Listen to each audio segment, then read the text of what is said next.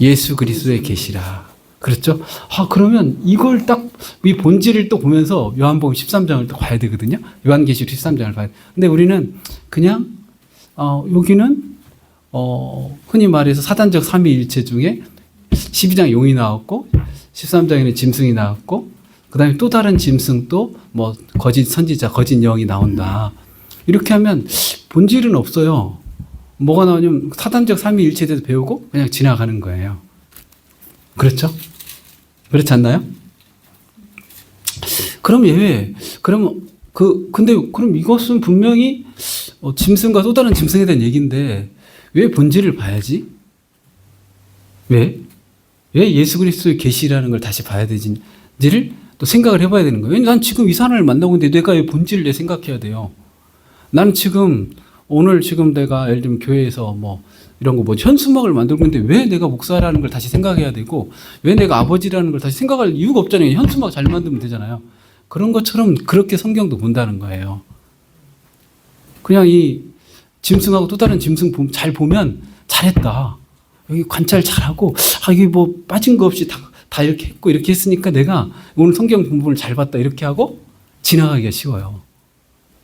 그러면서 사단은 이런 존재구나 하고 이렇게 넘어가면 되는 줄로 생각이 들어요. 내 마음에.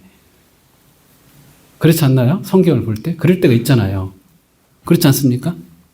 저만 그러나요? 제 얘기거든요. 저는 보통 저 비슷하다고 생각하고 얘기를 하거든요. 예.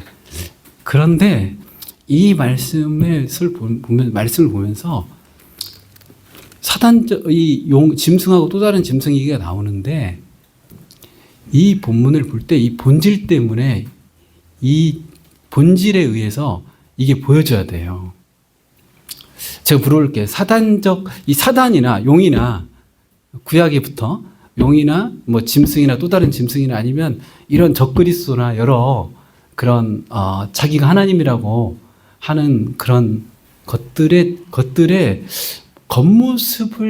겉모습은요 놀랍게도 하나님과 예수 그리스도를 닮았다는 거예요. 외모는. 그리고 그런 것들을 너무 잘한다는 거예요. 근데 이것들이 우리에게 적그리스도라는 게 느껴지고 또 용이라는 게 느껴지고 이렇게 대단하고 크고 놀라운 일을 하잖아요. 12장에서도 막 그렇죠? 그리고 막 13장에서도 막 대단하고 놀라운 일을 하고 예수님 닮았잖아요. 양 같고 그죠? 용 같고 그죠? 뭐 그다음에 죽었다가 살아난 것 같고 그렇지 않습니까? 그런 내용들이 다 나오잖아요. 그렇지 않습니까? 이 거짓 선지자, 거짓 영도 그렇고 이 거짓 짐승도 그렇잖아요. 당 외모는 다 닮았어요. 외모는. 근데 이게 딱 우리 눈에 이것들이 정말 거짓 그리스도고 거짓 성령이 거짓 거짓 하나님, 그러니까 마귀, 거짓 하나님이라는 것을 이게 다 우리가 알 수 있는 거 뭐냐면 다 본질에서 나온다는 거예요. 외모로 판단할 수가 없는 거예요. 본질이 뭐냐면 그래서 본질에 의해서 이것들이 분별이 돼야 돼요. 근데 우리는 자꾸 이 성경을 보면서 외모에 의해서 것을 분별하려고 해요. 저 사람이 진짜 목사인지 아닌지를 우리는 외모로 분별할 수가 없어요. 교회로 분별할 수가 없어요. 저 사람이 설교로도 분별할 수가 없어요. 잘. 본질에 의해서 결국은 하나님 본질을 보시잖아요. 중심을. 그렇죠? 그런 것처럼 우리가 성경을 볼 때에도 이런 적그리스도라든지 짐승, 또 다른 짐승에 대해서 보면서 뭐에 의해서 이게 탁 드러나야 되냐? 본질에서 드러나야 되는 거예요. 얘네들이 교만해요. 주님은 겸손하신데. 이것들은 다 교만해요. 근데 주님은 겸손하세요. 나귀를 타시고. 그러니까 어떤 일을 하는 건 아니면 뭐 죽었다 살아난 건 똑같은 거예요. 근데 이것들은 교만하고 속이고 근데 주님은 진실하세요. 진리 자체시고. 그렇지 않습니까? 그리고 이것들은 사람들을 괴롭혀요. 그리고 자기를 따르는 데 관심을 가져요. 근데 복음서에 계신 그분은 사랑하시고 사람들이 자기를 따르는 데 관심을 가지는 게 아니라 정말 사람들을 사랑하는 데 마음을 두세요. 속이거나 미혹해서 자신이 얼마나 대단한지를 드러내는 게 아니라 오히려 낮아지고 겸손하고 죽으시면서 사랑하시면서 그 사랑 앞에 모든 사람이 어때요? 어떤 한 존재도 사랑 외에 어떤 것으로 어떤 한 사람도 어떠한 피조물도 어떤 한 벌레라도 하나님은 사랑의 어떤 방법으로 자신에게 절하고 자신을 경배하도록 하지 않으세요. 근데 이 짐승이나 이런 것들은 능력이나 큰 기적이나 이런 것들로 자신을 경배하고 자신을 따르도록 만들어요. 그래서 우리가 그런 말 하잖아요. 진폐와 위폐, 위조지폐를 분별할 때 가장 중요한 게 뭐냐 이렇게 말하잖아요. 어떻게 하면 위조지폐를 분별하냐 이렇게 하면 다들 위조지폐에 대해서 잘 알아야 된다고 말하는 분들이 있어요. 그렇죠? 근데 그것은 진짜 프로들의 세계에 들어가면 그걸로는 안 된다는 거예요. 왜냐하면 너무 정밀하게 잘 만들 수 있기 때문에. 그렇죠?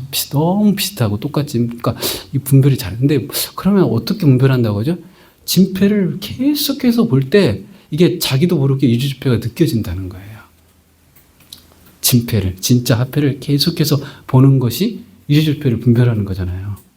그럼 우리가 어떻게 적그리스도와 거짓 그리스도와 거짓 영과 거짓 성령을 어떻게 분별하겠어요? 예수 그리스도 그분을 계속 알아갈 때 저절로 분별되는 거예요. 성령님을 동행하고 성령님과 함께 살아갈 때 저절로 분별이 되는 거거든요. 이 입회의 특징은 이건데 다음에 또 이 마귀 사탄은 어때요? 야, 거짓 그리스도의 모습은 이런 거야 이렇게 했는데 나중에 보면 그거 이렇게 완벽하게 딱 해가지고 우리가 분별하지 못하게 만들어요. 그렇잖아요. 얼마나 똑똑하고 지혜로워요 그 사단이. 그런데 뭐는 복사할 수가 없어요? 그 사탄이 그 본질 하나님의 사랑함과 그 겸손과 그분의 그 어떠하심을 그 중심은 복사를 못하는 거예요. 예를 들면 저하고 똑같이 성형수술을 했어요. 그래서 제 아내가 저와 그 사람 봤을 때 외모로 저를 분간하지 못할 수 있어요. 근데 저의 이 남편에게 있는 저의 그 본질이 느껴질 때 저절로 그냥 몇 번 얘기해보면 알아요. 근데 외모를 좋아하고 외모에 의해서 이 남편을 분별하려고 하는 사람은 뛰어난 성형술이 나오고 뛰어난 기술이 나오고 뛰어난 AI가 나오고 이렇게 하면 분별이 돼야 안 돼요? 안 돼요, 그런 사람은. 남편의 마음을 알고 남편을 사랑하고 정말 남편을 존경하는 그런 사람들은 분별이 돼요. 근데 남편의 외모를 보고 돈을 본 사람들은 분별이 안 되는 거예요. 그래서 우리가 성경을 볼 때 제가 오늘 이 본문에 대해서 하나도 얘기 안 할 거거든요. 13장에 대해서. 지금 너무나 많은 사람들이 종말에 대해서 얘기를 하고 거짓 영, 적그리스도에 대해 얘기를 하면서 예를 들면 제가 자주 얘기하는 베리칩이라든지 바코드나 이런 걸로 분별하는 건 이것은 얼마든지 사탄이 우리를 속일 수가 있는 거예요. 방법은 바꾸고 해서 그런 걸 아니고 그렇잖아요. 그런데 하나님의 본질을 닮을 수는 없는 거예요. 하나님의 본질을 가지고 하나님의 본질은 어떻게 할 수가 없는 거예요, 얘가. 그렇잖아요. 결국은 우리가 예수 그리스도 그분을 알므로 적그리스도가 드러나게 되는 거예요. 사탄은 이런 것으로 우리를 속이죠. 계속 외적인 걸로. 내가 능력이 있어. 내가 힘이 있어. 내가 너의 병을 고쳐줄 수 있어. 내가 너의 인생의 미래에 대해서 예언해 줄게. 이런 걸로 우리를 속이겠죠. 그렇죠? 앞으로 미래는 이럴 거니까 이렇게 하면 네가 잘 살 수 있어. 이런 식으로 속이겠죠. 근데 그 안에 사랑이 없다는 거예요. 그 안에 겸손이 없다는 거예요. 그 안에 우리를 끝까지 사랑하시는 그 사랑이 없다는 거예요. 이런 부분이 우리에게 진짜 중요해요. 목사로서 좋은 목사가 되어야겠다 할 때 사람들이 자꾸 성공한 목사, 훌륭하다는 목사님들의 그런 외적인 이런 것들을 보고 흉내내기를 하는 거예요. 되겠어요? 그분보다 더 잘해도 안 돼요. 그분보다 더 내가 설교를 잘하는데 왜 나는 목회가 안 되지? 이런 사람들이 있어요. 내가 앞만 봐도 그분보다 내가 설교를 잘하거든? 내가 앞만 봐도 그분보다 스타일이 좋거든? 내가 앞만 봐도 내가 그분보다 계획을 잘 짜거든? 그런데 안 되는 거예요. 왜냐하면 그 중심이 안 되니까. 물론 목회가 잘하는 사람이 다 훌륭하다고 제가 말하는 건 아니에요. 그러니까 말하자면 그렇다는 거예요. 담는데 뭘 담는다는 거예요? 외모를 담는 거예요. 우리는 자꾸 성경을 볼 때 중심과 본질을 봐야 돼요. 하나님을 봐야 되죠. 근데 성경을 보는데 하나님을 안 봐요. 자꾸 성경에서 아브라함을 보는 거예요. 아브라함도 이렇게 하면 내가 믿음의 조상이 되겠구나. 내가 다윗처럼 이렇게 하면 내가 왕이 되고 내가 정말 대단한 하나님의 사람이 되겠구나. 이렇게 자꾸 외적인 부분을 보는 거예요. 본질을 봐야 돼요. 그 본질은 항상 하나님이에요. 그 하나님의 어떠하심이 늘 창세기부터 생각을 해요. 창세기부터 요한계시록까지 볼 때마다 그 부분을 생각해야 돼요. 정말 멋먹 같고 멋먹 같다는 말이 계속 나오잖아요. 그렇죠? 그리고 우리 보면 정말 예수님 같잖아요. 느낌이. 그렇지 않습니까? 근데 아니라는 거예요. 근데 이거에 대해서 이 외모가 아니다고 말한 적이 없어요. 성경은. 이 외적인 것이 예수님 안 닮았다고 말하지 않는 거예요. 이걸 말해버려요. 그냥. 너무 예수님 닮았다고 말하는데 이렇게 그 해결할 길이 없는 거예요. 근데 뭐냐면 본질 때문에 해결이 되는 거예요. 이거 아니야 막 이렇게 말하지 않는다는 거예요. 성경은. 아무리 사탄이 나를 닮아도 예수님을 닮아도 아무리 용이 하나님을 닮은 것처럼 보이고 아무리 나를 흉내내도 하나님은 자신이 있는 거예요. 안 된다는 거 알고 있는 거예요. 아무리 적그리스도가 아무리 짐승이 예수님을 너무너무 똑같이 닮아도 예수님은 그 부분에 대해서 전혀 두려움이 없는 거예요. 왜냐하면 본질이 닮을 수 없다는 걸 알기 때문에요. 흉내낼 수 없다는 걸 알기 때문에요. 그렇지 않습니까? 거짓 영이 아무리 성령 흉내를 내고 아무리 기적을 행하고 병을 고치고 사람들 놀래키고 막 사람들이 다 끌려가고 하더라도 성령은 끔찍도 하지 않으세요. 왜냐하면 본질이 있기 때문에. 근데 본질을 보지 않고 성부와 성자의 성령을 만약에 능력 때문에 따르거나 병고침 때문에 따르거나 아니면 내가 성공하기 위해서 따른 사람들은 다 적그리스도에게 거짓 영에게 거짓 그 용에게 다 끌려가고 휩쓸려 가는 거예요. 그렇지 않겠습니까? 그래서 성경을 볼 때 우리가 자꾸 정말 내가 예수님을 사랑해야 되겠구나. 정말 주님의 그 사랑을 정말 내 인생 전체에서 그 사랑이 내 인생을 붙잡고 있구나. 이 예수 그리스도의 사랑이 정말 전부구나. 이 하나님의 그 놀라우신 이 사랑이 정말 끝없는 이 사랑이 정말 나와는 비교될 수 없는 이 하나님의 사랑이 정말 모든 것이구나.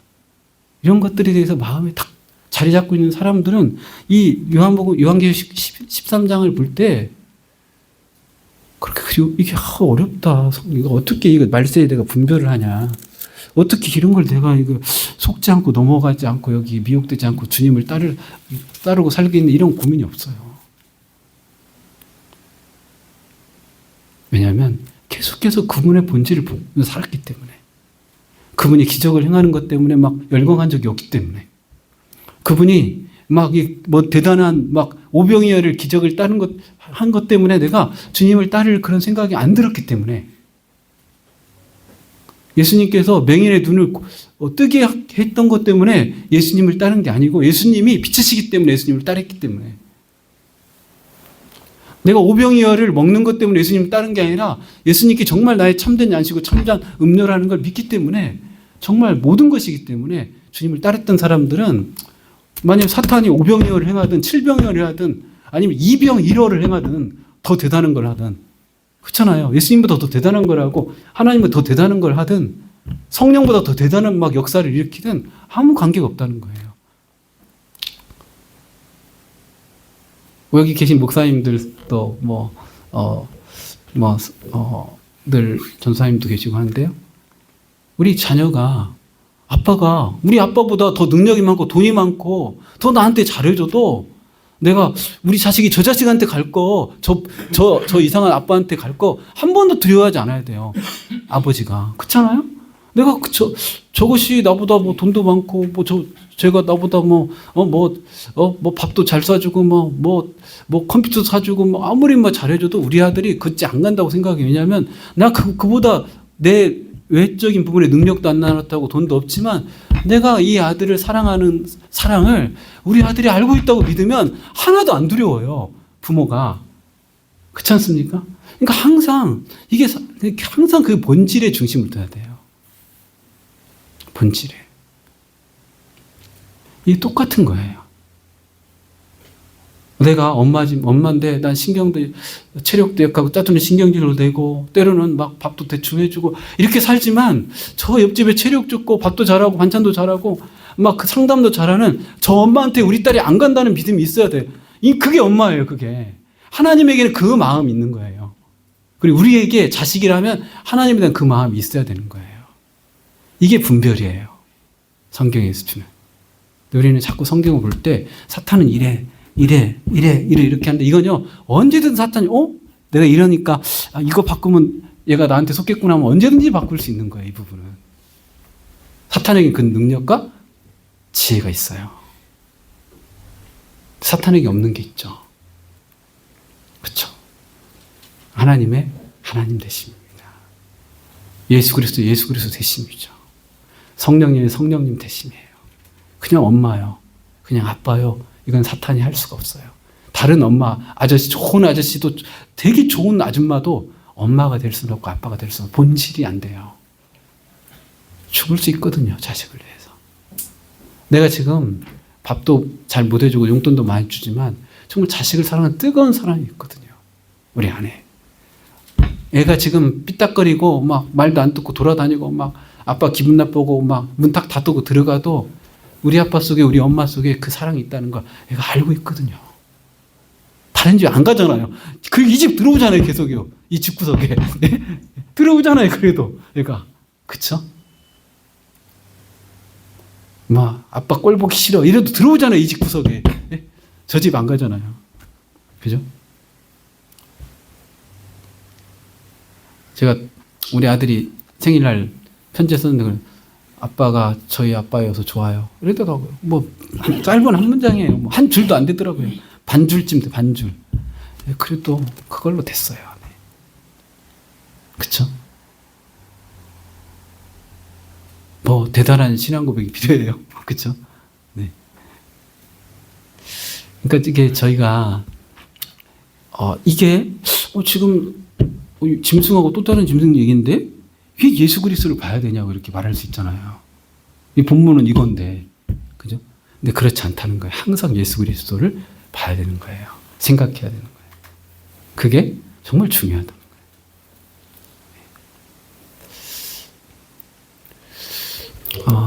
근데 삶을 살 때, 본질을 바라보고 살 때 많이 두려움이 없어지는 것 같아요. 어떻게 이 말세를 분별하고 살까? 이 두려움이 없어지죠. 어떻게 내가 이런 사단의 이 미혹과 유혹과 시험을 내가 이겨낼 수 있을까? 이런 두려움이 없어지죠. 사랑 안에는 두려움이 없다고 했잖아요. 두려움을 온전히 쫓아낸다고 했잖아요. 이게 사도 요한이 쓴 요한일서에 나오는 말씀 아닙니까? 두려워한다면 내가 본질을 바라보지 않고 사는 거예요. 그렇죠. 사랑하는 두려움이 없죠. 네. 하물며 아들하고 아버지, 우리 이 못난 아버지하고 아들의 관계도 두려움이 없잖아요. 그렇죠. 이 못난 부부 관계에서도 두려움이 없잖아요. 사랑 안에서는. 그렇지 않습니까? 내가 좀 잘못한다고 우리 아내가 딴 남자한테 갈까 한 두려움이 있나요? 나보다 또 돈 많은 남자한테 갈까 하는 두려움이 있나요? 나보다 좀 인격이 좋아 보이는 매너가 좋은 사람한테 갈까 하는 두려움이 있을 때가 있죠. 사랑이 없을 때는. 사랑 안에 있지 않으면. 그러나 사랑 안에 있으면 두려움이 없죠.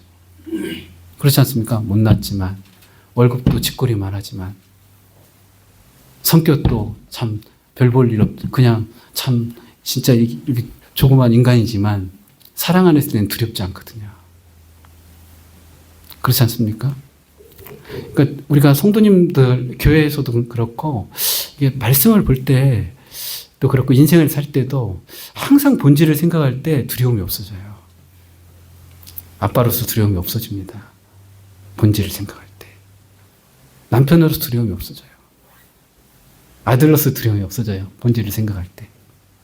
때로는 두려움이 우리에게 오죠. 근데 이 두려움을 내어 쫓는 건 항상 사랑이에요. 본질이에요. 어떤 외모로 두려움을 내쫓을 수는 없어요. 더 두려워져요. 사랑이 없을 때는요, 어떻게 되냐면요, 아버지가 재산이 많으면 아버지한테 잘하면 내 재산을 받으려고, 이렇게 유업을 사랑이 아닌 다른 방법 받으려고 하면 항상 두렵거든요, 아버지가. 안 줄까봐. 내 동생한테 많이 줄까봐 항상 두렵거든요. 항상 종노릇 하거든요. 두려움 가운데 뭘 하거든요. 근데 아버지의 사랑을 믿고 나도 아버지를 사랑하면 두려움이 없어요. 욕심도 없고요. 더 많이 내가 유산을 아버지 나를 사랑하니까 그분이 주실 만큼 주시겠지. 그쵸?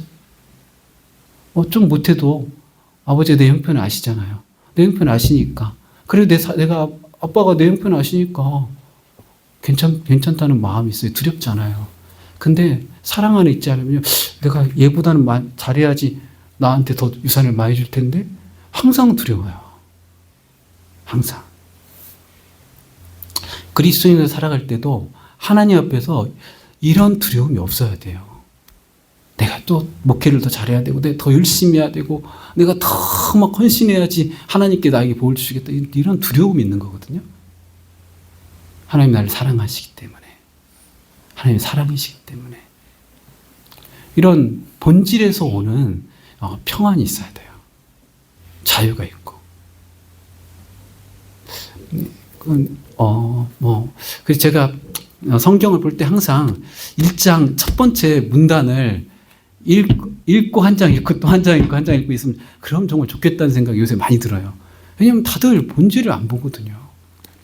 성경이 진짜 말하려고 하는 내용을 안 보고 가다 보면 한 3장만 가도 그냥 거기서 또 교훈 찾기 바쁘거든요.